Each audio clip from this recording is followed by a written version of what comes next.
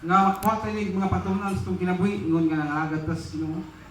Kay gusto sa Dios nga ang iyang mga katawan makaangkon gayud og saktong nga pag kinabuhi nga mahisubay gayud sa iyang kawot.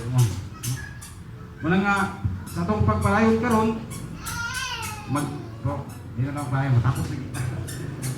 Malayon ta sa pangalagad sa Ginoo matag Domingo mo simba kita o lain pa yung mga buluhaton sa Ginoo at hatag panahon niya ng mahina niya matapos naman kita kay ito naman o matapos na kita napatay buluhaton kaniyot no mangyod ta mag-awit sa kita sa kausa no ito awiton kining